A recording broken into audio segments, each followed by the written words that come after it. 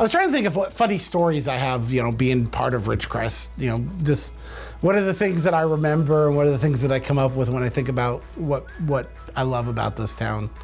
And I gotta go back to, there was this day back in 2007, and the wine walks were real popular in the Chamber of Commerce, and we were closing the Searles Lake branch and opening this one. And so on that night, we brought out, I think, 11 different Star Wars characters to Balsam Street.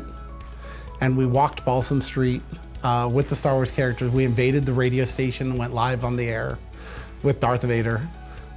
We arrested him. Officer Myers arrested him and threw him in the back of a paddy wagon. And then we brought him here the next day to the credit union. This is before it had opened. So it's just an empty building, empty shell. And they threw money up in the air in the vault. Darth Vader applied for a loan for the Death Star. That's what that picture's from, yeah. And you want to know the funny story about the picture? So this is the picture from the, and you can see there's no landscaping done, nothing's done on the property yet. We're literally days from opening. And the joke of the picture is I have it up in my office because everyone tries to think what is the signature on it? Why do you have the signed picture of the credit union? What does this recognize? And it says, forcefully yours, Mark Hamill. And the reason why it's Mark Hamill is Janice Bottroff went to high school with him. And she said, what do you, I'm going to see him. What do you want? And I sent him that picture because it's the most unique, sentimental piece I own. Nobody has any idea what it means. But for me, I know it's, that day. And, I like to think of those type of funny stories, just even like thinking about this last year and that earthquake and just the moments, immediately following it, July 4th, everyone's at home. I had 4 staff members that came in here all of a sudden checking, are we okay? Is everything fine?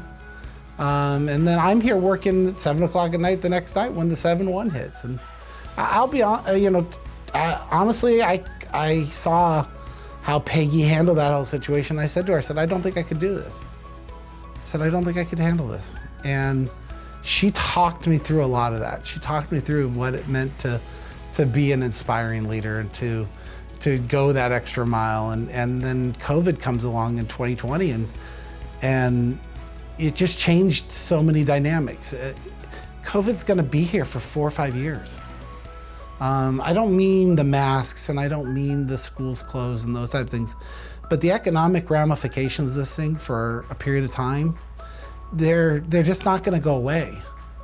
We've indebted our nation and likewise our states and then our counties and then our cities, in ways that are gonna need creative solutions for a while. And we need to be focused on what those solutions are and how we're gonna make those changes. It's a time for leadership. And that's kind of, when I think about why I wanted to get into this, those are the hurdles that I was excited about. There's so many things, so many wonderful memories that have been all,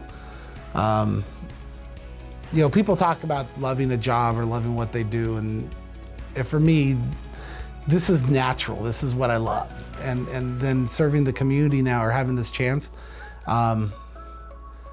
they were trying to find the right word for it, and I'm excited. I mean, I'm not going to this with some dread of politics or dread of people yelling at me. Or I got thick skin. I've went through good and bad both in my life, and I'm just looking forward to doing the cool stuff. The idea that hey, I can make a decision about this, and I know that it's going to impact this person and this person, going to make an improvement in our community, or I know that we're going to go this direction that's going to help us.